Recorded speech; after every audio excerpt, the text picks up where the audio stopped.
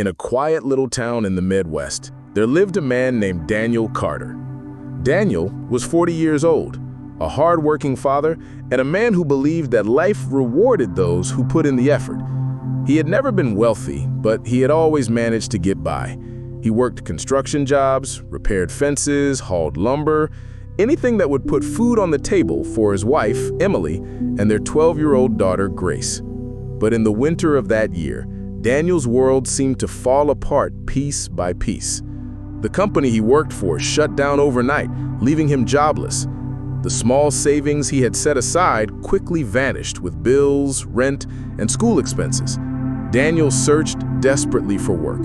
Every morning, he filled out applications, knocked on doors, and called old contacts. And every night, he returned home with the same answer: "No, sorry, not hiring." To make matters worse, Emily had been battling a persistent illness that left her weak and unable to work long hours. Medical bills piled up like bricks on Daniel's shoulders. The man who once believed hard work could fix anything began to lose hope, and though he never admitted it out loud, sometimes, late at night, he would whisper to himself, "God, why me? Why now? Have you forgotten about us?" One cold Monday morning, Daniel had an interview lined up at a factory 2 towns away. It was his best chance in months: a steady paycheck, good hours, health insurance.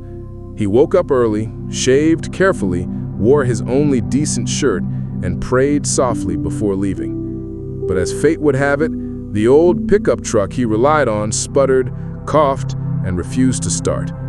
He tried again and again, but the engine stayed dead. By the time he borrowed a neighbor's car, he was already an hour late.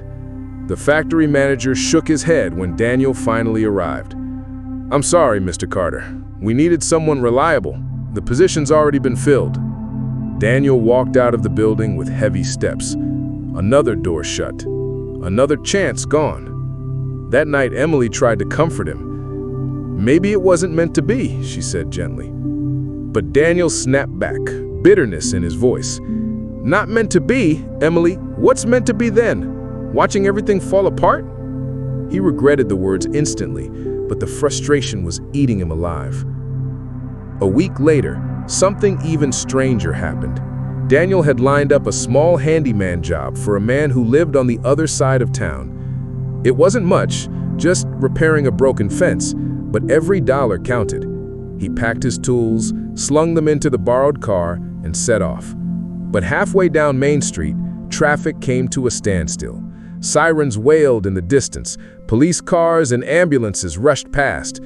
It turned out there had been a massive accident on the highway, the very stretch Daniel was supposed to drive through at that exact time.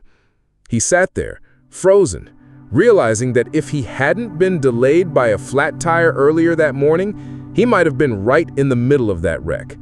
Still, instead of gratitude, Daniel felt only frustration. First, I lose the job. Now I lose the money from this repair. What's next? But in the background, something larger was moving. Something he could not yet see.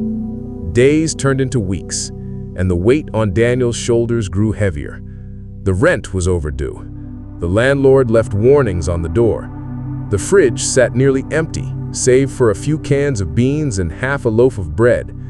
One night, after putting Grace to bed, Daniel sat on the porch, staring at the stars through the winter chill. His hands trembled as he muttered, "God, I don't understand. I'm trying, but everything keeps going wrong. Are you even listening? If you're there, give me a sign. Something."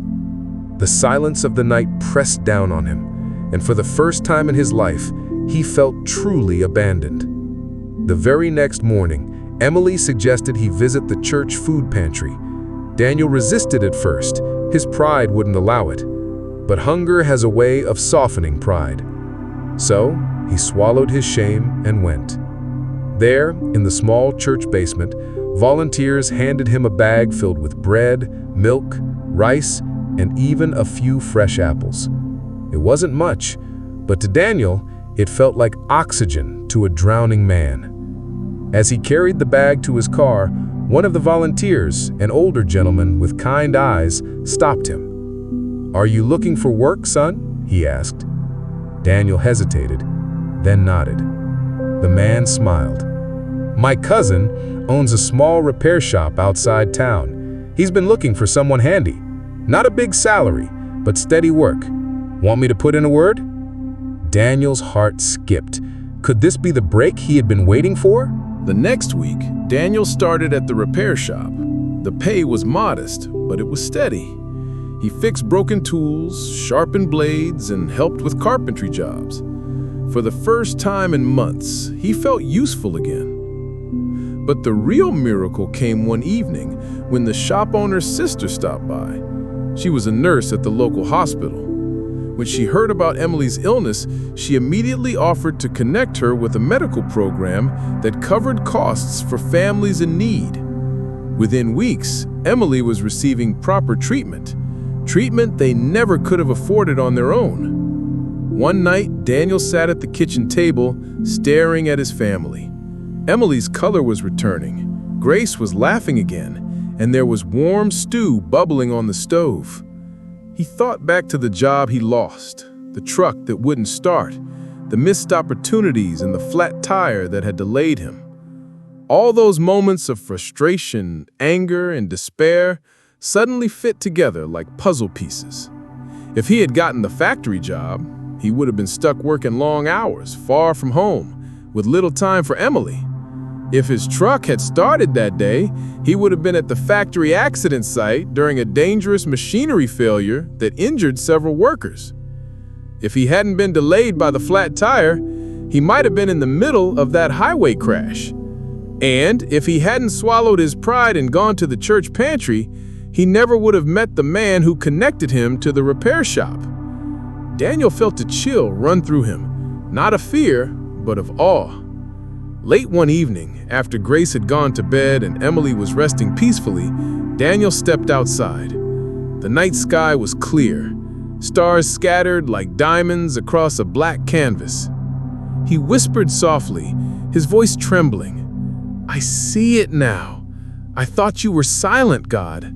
I thought you had left me, but you were there in every delay, in every closed door, in every setback. You were protecting me, guiding me, even when I couldn't see it." A tear slipped down his cheek as he finally understood. God works in mysterious ways. Sometimes in life, we don't get what we want. We face delays, disappointments, and doors that slam shut in our faces. In those moments, it's easy to believe we've been forgotten. But what if those very setbacks are blessings in disguise? What if every closed door is simply redirecting us towards something better? Daniel's story reminds us of a timeless truth. God works in mysterious ways. His plan is greater than ours, and His timing is always perfect, even when we cannot understand it at the moment. So if you're going through trials, don't lose heart. Trust. Keep walking.